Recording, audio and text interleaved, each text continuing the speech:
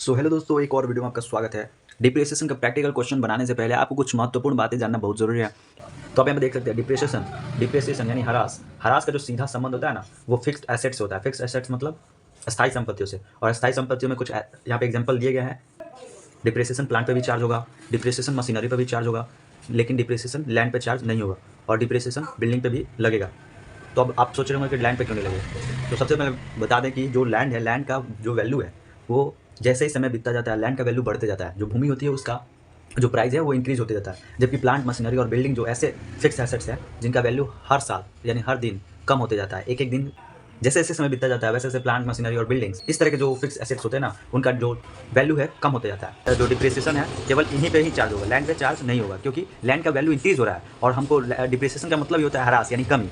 और कमी कब किस पे लगेगा?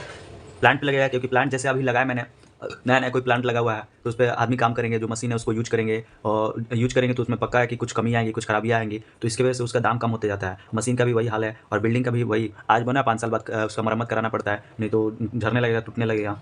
तो वही चीज़ है, इन सब चीज़ों में ह्रास आती है यानी कमियाँ आती है, और इसलिए डिप्रिसिएशन इन सब चीज़ों पे लगता है, लैंड पे नहीं लगता। लैंड क्या है? भूमि है। भूमि जैसे जैसे समय बीतेगा वैसे वैसे उसका वैल्यू बढ़ता जाता है, इसलिए लैंड पे डिप्रिसिएशन चार्ज नहीं होता है। तो ये तो आपको समझ में आ गया होगा कि डिप्रिसिएशन का सीधा संबंध फिक्स एसेट से है। जैसे कि लैंड है, बिल्डिंग है, मशीनरी है, प्लांट है, तो इन सब चीज़ों पे जो है डिप्रिसिएशन लगेगा, लेकिन लैंड पे डिप्रिसिएशन नहीं लगेगा। लैंड पे डिप्रिसिएशन नहीं लगेगा, प्लांट मशीनरी बिल्डिंग पे लगेगा। अगर आपने कोई लैंड खरीदा हुआ है, कोई भूमि खरीदी हुई है, तो उस पर डिप्रिसिएशन नहीं लगेगा, लेकिन जो उसके ऊपर आप बिल्डिंग बनाएंगे उस पर डिप्रिसिएशन लगेगा, क्योंकि आने वाले समय में उसका वैल्यू घटते जाएगा। इसलिए बिल्डिंग पे जो डिप्रिसिएशन लगेगा, लेकिन लैंड पे नहीं लगेगा। क्योंकि इन सब चीज़ों पे आखिर डिप्रिसिएशन क्यों लगता है? तो डिप्रिसिएशन तो आपको बता ही दिया कि जो नया चीज़ है वो तो नया जैसी रहती नहीं, जैसे जैसे समय बीतता जाता है उनका वियर टियर यूज होता है, यूज करने की वजह से उनमें ह्रास आ जाती है, कमी आ जाती है, मरम्मत करना पड़ता है, तो वही चीज़ें पहले जैसी नहीं रहती है जैसे कि वो नई नई आई थी। इसलिए उन पर डिप्रिसिएशन यानी कमियाँ आती है उनमें, और इसलिए उनका उनका डिप्रिसिएशन होने लगता है, पतन होने लगता है, धीरे धीरे उनमें कमियाँ आने लगती है। इसलिए ये ह्रास का अकाउंटिंग करना पड़ता है, ठीक है, डिप्रिसिएशन चार्ज करना पड़ता है, ठीक है। अब कॉस्ट ऑफ द असेट्स, आपको ये पॉइंट्स जानने हैं, ठीक है। Cost of the assets, cost of the assets का मतलब है कि संपत्ति का जो कीमत है वो क्या है। तो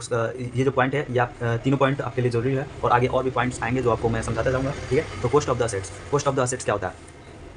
ये होता है कि आपने कोई मशीन खरीदा, ठीक है, कोई मशीन खरीदा, आपने कोई एक मशीन खरीदा, ठीक है। उस मशीन को जब तक आप उस मशीन से जब तक आप प्रोडक्शन चालू नहीं करते, कोई उत्पाद को आप बनाना स्टार्ट नहीं कर देते, तो उससे पहले के सभी खर्चों को मशीन के मूल्य में, मशीन के कीमत में जोड़ दिया जाता है, और उसी को बोला जाता है कॉस्ट ऑफ असेट्स यानी संपत्ति की कीमत। तो कोई भी आपने एक मशीन खरीदा, ठीक है, कोई भी मशीन खरीदा, हम जब मशीन खरीदेंगे तो उनको एक जगह से दूसरी जगह जब ले जाया जाएगा तो उस पर भी खर्चा आएगा। जैसे कि आपने मशीन, जैसे कि आप दिल्ली से मशीन मंगा रहे हैं, कोई भी एक मशीन मंगा रहे हैं, कॉफ़ी मशीन ही मंगा रहे हैं। कॉफ़ी मशीन अगर आपने परचेज किया दिल्ली से, तो अगर आप उनको बाई ट्रेन या फिर आप जिससे भी मंगवा रहे हो, तो जब वो मशीन एक जगह से दूसरी जगह आएगा तो उसका कुछ चार्ज लगेगा, जिसे बोला जाता है फ्रेट चार्ज, ठीक है।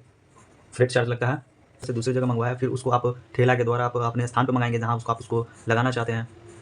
तो जब वो ठेला के द्वारा आएगा तो फिर यहाँ पे भी फ्रेट चार्ज लगेगा।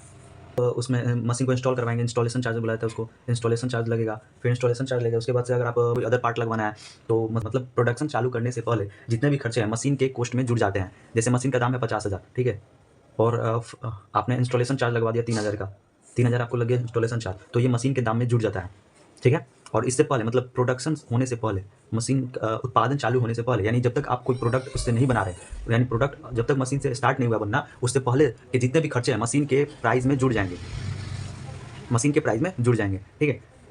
मशीन का दाम कितना है? 50,000। मान लीजिए मशीन का दाम आपका जो है, कॉफ़ी मशीन का दाम 50,000 रुपया है, ठीक है। और आप फ्रेट चार्ज दे रहे हो 2,000 रुपया, टोटल फ्रेट चार्ज दे रहे हो 2,000 रुपया, इंस्टॉलेशन चार्ज दे रहे हो 3,000 रुपया, तो ये सारे मशीन के प्राइस में जुड़ जाएंगे, और इन सभी को जोड़ के जब हम लिखेंगे तो ये कितना हो जाएगा? 55,000 हो जाएगा। तो यही हमारा क्या है? कॉस्ट ऑफ एसेट्स है। ये काफ़ी इंपॉर्टेंट चीज़ है, क्योंकि इसके बिना क्वेश्चन नहीं बन पाएगा, तो आपको इन सब पॉइंट्स को जानना बहुत जरूरी है, ठीक है। कॉस्ट ऑफ असेट्स यही है कि मशीन से उत्पादन चालू करने से पहले जितने भी खर्चे हैं वो मशीन के दाम में, मशीन की कीमत में जुड़ जाते हैं, और उन सभी को क्या कहता है, और मशीन की कीमत में जुड़ जाते हैं, और उसी को हम क्या कहते हैं? कॉस्ट ऑफ असेट्स कहते हैं, यानी संपत्ति की कीमत।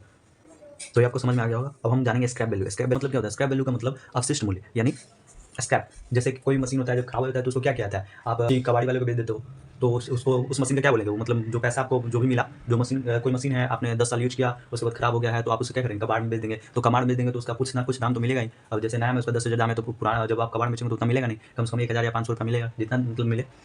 तो कबाड़ में जाने के बाद वो जितना दाम में मिलता है उसी को स्क्रैप वैल्यू यानी अवशिष्ट मूल्य कहता है, ठीक है। तो ये भी आपको समझ में आ गया होगा।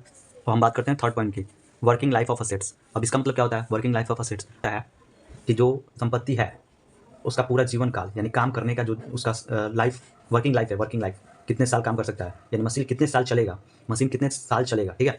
अब कोई भी चीज़ धरती पे कोई भी चीज़ हो, जैसे कि एक इंसान ही है, अभी कितना दिन तक जिंदा रह सकता है, एक मनुष्य कितना दिन तक, स्वस्थ मनुष्य कितने दिन तक जीवित रहता है, ज़्यादा से ज़्यादा 60-70 साल, 80 साल, इससे ज़्यादा तो कोई अभी रहता नहीं है, लेकिन पहले के ज़माने में लोग रहते थे, ठीक है। तो उसी तरह एक मशीन का भी उसका वर्किंग लाइफ होता है कि कितने साल तक वो काम कर सकता है अच्छे से बिना खराब हुए। ये खराब होता भी है तो रिपेयर करना पड़ता है, लेकिन फिर भी एक अनुमानित एवरेज वर्किंग लाइफ लेके चला जाता है। तो मशीन का वही जो पूरा काम करने का जो उसका समय है, कितने साल तक चलेगा, मशीन कितने साल तक टिकेगा, उससे कितना हम अर्निंग कर सकते हैं, ठीक है।